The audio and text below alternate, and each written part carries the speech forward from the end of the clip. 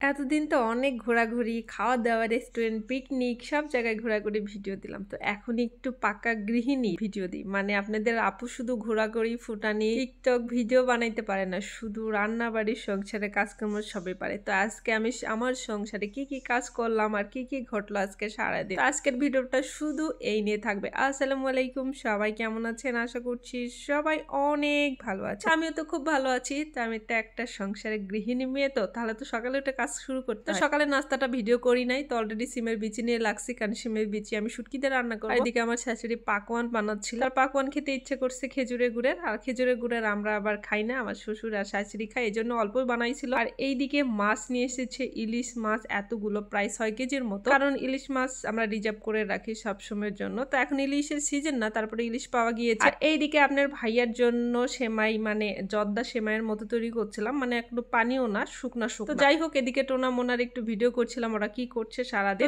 প্রথমে বলেছিলাম যে সিমের বিচিতে আজকে আমি শুটকি রান্না করব, আর আজকে শুটকি হলো সরি শুটকি রান্না করব। এটা আমি কুয়াকাটা থেকে নিয়ে এসেছি, একবার খেয়েছি, তারপরে এখন আজকে একবার করব, মানে সিমের বিচিতে। আর সিমের বিচিতে কিন্তু খাইতে খুবই মজা লাগে, বিশেষ করে সরি শুটকি গুলো। আর কে কে সিমের বিচিতে সরি শুটকি খেয়েছেন একটু কমেন্ট করে জানাবেন, ঠিক আছে? এটা আমি গরম পানিতে একদম ধুয়ে নিতেছিলাম, আর এদিকে সিমের বিচিতে আমি 2 দিন থেকে পরিষ্কার করতেছিলাম, সাথে একটু আলুও দিয়েছি, দিয়ে আমি কষাইতে দিব। আজকে রান্নাটা মানে শুটকি দিয়েই হবে, কারণ অন্য কিছু আর কিছু রান্না করব না। এদিকে সব মশলা চারপাশে নিয়ে রাখছিলাম, মানে একদম পাকা গৃহিণী বলে কথা, মানে একদম রাঁধুনি, ঠিক আছে? আর আমি ছোটবেলা থেকে রান্নাটাই বেশি পছন্দ করি অন্যান্য থেকে, না আমার কাছে এখন মনে হচ্ছে যে না, আমি সবই পারি, তাই না? এদিকে রাইস কুকারে ভাত রান্না হচ্ছিল, মানে ভাত নিয়ে কোনো চিন্তা নাই, রাইস কুকারে ভাত রান্না করতেছি। আর আজকে আলাদা কোনো গল্প নাই, কারণ আমি আজকে বলেছিলাম যে আমি সারাদিন কি করব আপনাদের সাথে একটা শেয়ার করব। তো আমি সবসময় রান্নাবাড়ি নিয়েই থাকি আর ভিডিও বানানো নিয়েই থাকি, ঠিক আছে? এদিকে শুটকি রান্না হচ্ছে আস্তে আস্তে, আর আমার মাথায় উঠছে একটু ফ্রেঞ্চ ফ্রাই খাই। আর ফ্রেঞ্চ ফ্রাই বাজারে কিনে খাইলেও কিন্তু এত মজা পাবে না, আর এখন যেহেতু আলুর দাম একটু কম, তাহলে তো ফ্রেঞ্চ ফ্রাই বানাতে হয়, তাই না? এদিকে কেটে নিয়েছি একটু, 1 পাতিলের মতো কেটে নিয়ে একটু হালকা ভাপ দিয়ে নিয়ে রেখেছিলাম। এদিকে আমার শ্বশুর শাশুড়ি বাজারে গিয়েছিল,